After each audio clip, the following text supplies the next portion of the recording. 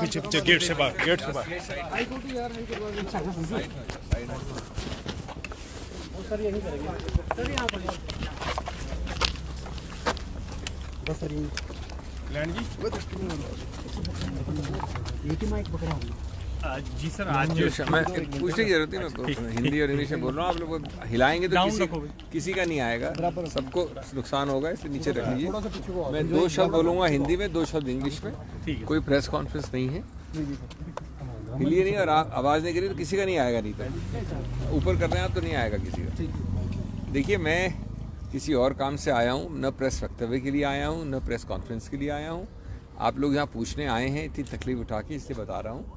मैंने यहाँ याचिका दर्ज की है आज, वो चुनाव को चुनौती देने वाली याचिका है, और उस याचिका में महत्वपूर्ण कानूनी मुद्दे उठाए गए हैं। माननीय उच्च न्यायालय अपने नियमों के अनुसार उस याचिका को देखेगा और उसके बाद उसमें अग्रिम आगे प्रक्रियाएं होंगी। चुनाव का खेल खत्म हो गया, चुनाव की बात खत्म हो गई। ये कानूनी प्रक्रिया है, इसमें कोई राजनीति नहीं होती है। और एक ऐसा थोड़ा सा विचित्र सा नियम है कि ऐसी याचिका दायर करने के लिए भी याचक को खुद पेश होना पड़ता है। आमतौर पे दायर करने के लिए खुद पेश होना आवश्यकता नहीं होती है, लेकिन चूंकि नियम ऐसा है इसलिए मैं आया हूँ, नहीं तो मैं आने का कोई शायद आवश्यकता भी नहीं होती इस वक्त। बाकी क्या होगा वो बाद की बात है, जब ये माननीय उच्च न्यायालय इसको देखेगा और इस पर एक्शन लेगा। सर किस तरह की आई हैव याचिका का जो मूल स्रोत है, जो मूल उसमें ग्राउंड लिया गया है, वो संक्षेप में सिर्फ इतना है कि ये धारणा, ये प्रचलन या ये इंटरप्रिटेशन किसी नियम का, जिसके अंतर्गत जिसका नाम अगर टाई में, अगर बराबरी में जिसका नाम निकले वो हार जाए, ये धारणा, ये प्रचलन, ये इंटरप्रिटेशन कानूनी रूप से गलत है। ये आमतौर पे संस्कृति में, सोच में, कॉमन सेंस में जिसका नाम निकलता है, जब 2 ही लोग होते हैं और दोनों में बराबरी होती है, तो जिसका नाम निकलता है उसको जीतना चाहिए। ये जो नियम का इंटरप्रिटेशन दिया गया है किसी के भी द्वारा, वो गलत है, और इसलिए अगर ये इंटरप्रिटेशन गलत है तो जो परिणाम घोषित हुआ वो भी गलत होगा। ये भी मानना है कि जो एक्ट है, जो कानून है, उसमें ऐसा कोई नियम नहीं है।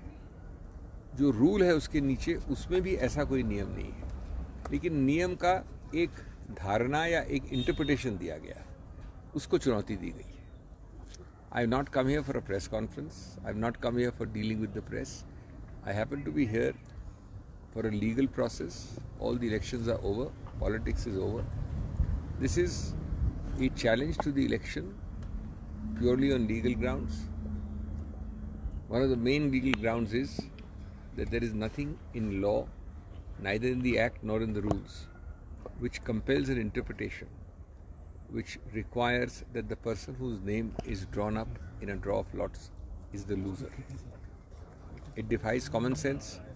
It defies the old traditions, the old practice anywhere and everywhere in the world, that between 2 people, when there are only 2 people and not more than 2, the person whose name is drawn out in a lot should be the winner, not the loser.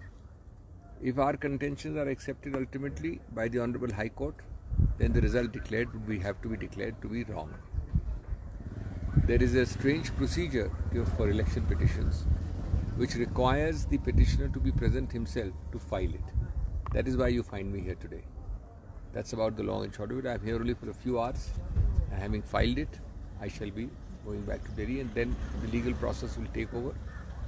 Our lawyers will deal with it in the court.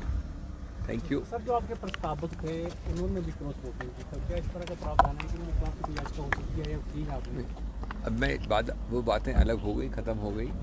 आज प्रस्तावक भी नहीं रहे, voting भी नहीं रही, क्योंकि वो डिस्क्वालीफाई हो चुके हैं। आज की बात कोई दूसरी बात है। ठीक, थैंक यू।